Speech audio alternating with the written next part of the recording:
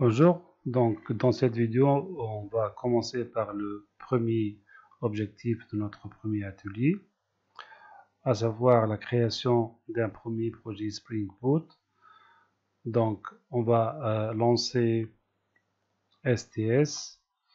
Donc, pour créer un projet Spring Boot, on fait File, New, et le projet, ça sera donc Spring Starter Project.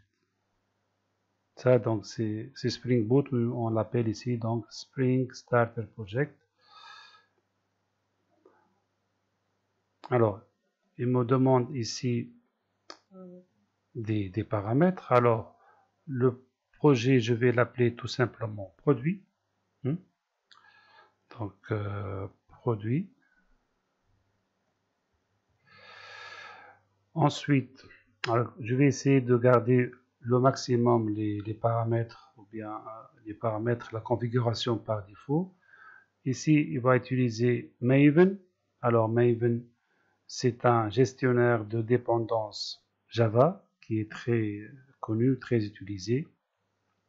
Alors, Maven, ça permet de télécharger automatiquement les bibliothèques jar nécessaires à notre projet. Donc, sans Maven, on télécharge le fichier jar, on le met dans notre projet et on l'ajoute au build path de notre projet. Alors, avec Maven, on a un fichier qui s'appelle pom.xml. Alors, dans ce fichier, on va le voir tout à l'heure, on déclare ce qu'on appelle les dépendances. C'est que nous avons besoin d'une liste de jar. Donc, je les nomme sous forme de dépendance dans notre fichier pom.xml. La version de Java 8 ici.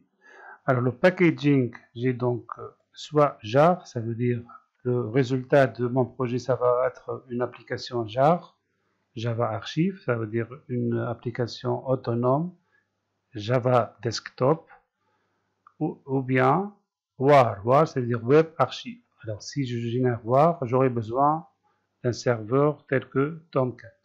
Mais la tendance va plus vers les jar, donc je vais garder jar pour le packaging. Le langage Java. Alors, pour le groupe et l'artefact, donc le groupe, je vais l'appeler com.nadem, ici. Vous pouvez l'appeler autrement. Et dans ce groupe, donc le produit, l'artefact, ça va être produit. La version, on va laisser tout ça comme ça. Je peux mettre donc là une petite description, genre projet Spring Boot pour la gestion des produits. Le package principal, ça va être com.nadem.produit. Et c'est tout. Next, on y vient. Donc, les dépendances. Là, il me demande quelles sont les bibliothèques nécessaires pour notre projet. Qu'est-ce que je vais utiliser comme bibliothèque dans mon projet? Alors, la première chose à spécifier, c'est la version de Spring Boot. Là, je vais utiliser 2.3.1. Vous pouvez utiliser une autre version.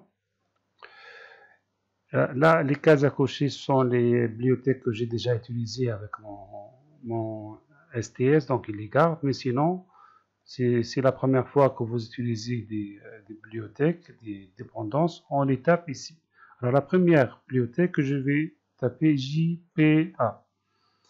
Pardon, donc JPA, Spring Data GPA. GPA, c'est l'acronyme de Java Persistence API. Donc, c'est pour l'accès aux données. Pour gérer tout ce qui est accès aux données, on travaille avec JPA, qui est la spécification Java pour l'accès aux données.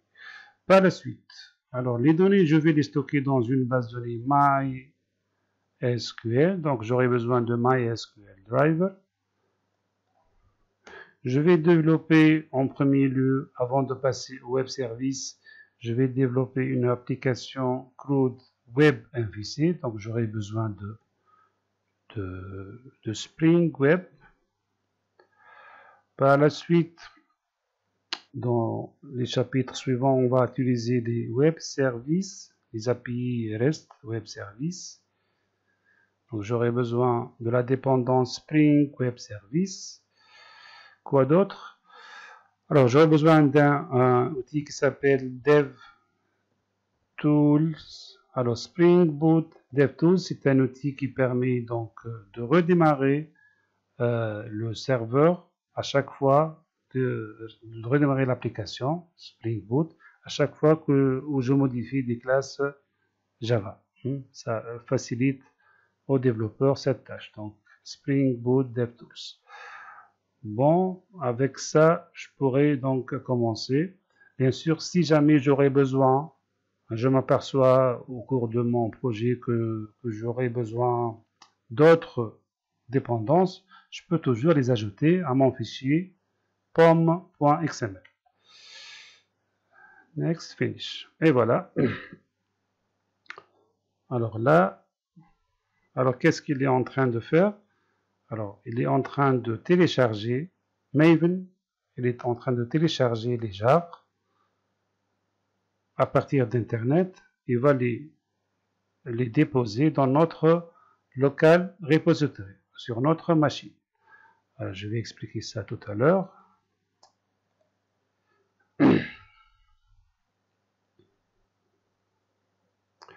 Et voilà. Donc ça, c'est la structure de mon projet. Donc Maven Spring Boot. Alors le fichier dont je vous ai parlé tout à l'heure, il est là, pom.xml. Ça c'est le fichier de Maven, de configuration de Maven. Alors principalement ça contient donc les dépendances. Alors dependencies, donc la balise dependencies, vous avez les dépendances. Alors tout ce que j'ai choisi tout à l'heure, tel que GPA, Web Service, DevTools, on va les trouver sous forme de dependencies ici. Alors plus haut, vous avez le groupe ID. Il s'agit d'une application Spring Boot, la version de Spring Boot, le groupe ID, le nom de mon artefact, la description, la version de Java, etc. Bon, alors, si je prends par exemple GPA, alors GPA en fait, je dis à Maven de télécharger tous les jars nécessaires pour travailler avec Spring Data GPA. Et si vous regardez ici dans Maven Dependencies, alors ici vous avez les dépendances. Ça, toutes les dépendances sont donc téléchargées automatiquement par Maven. Ils sont placés dans ce qu'on appelle notre local repository. Par exemple, sur ma machine, il les a placés dans C-User. Nadem, ça c'est l'utilisateur Windows. .m2, ça c'est le nom du dossier de son local repository. Et là, vous avez tout ce qui est jar et les fichiers, donc .jar. Alors, par exemple, vous voyez ici donc data GPA. Là, .jar il est placé dans notre local repository. Donc toutes ces dépendances sont gérées automatiquement par Maven.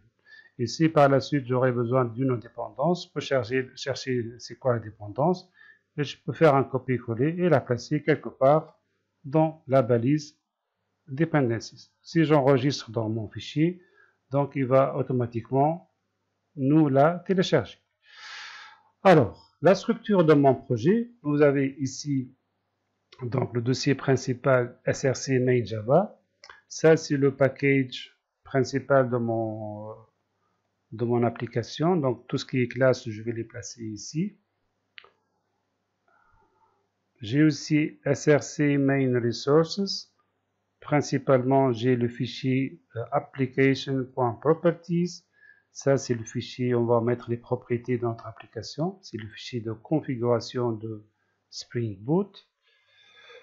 Pour les tests, on va les placer ici, dans src test java.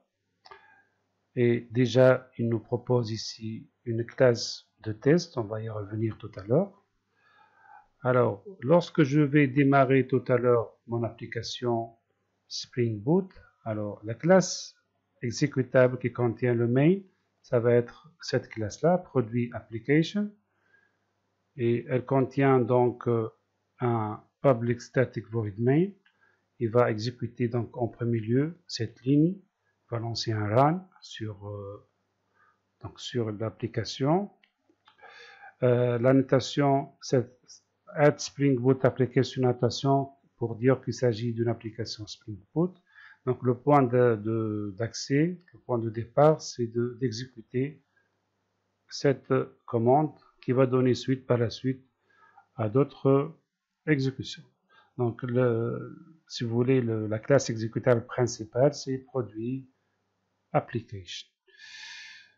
Voilà, donc quoi d'autre à voir? Bon, normalement, nous avons créé notre première application, premier projet Spring Boot.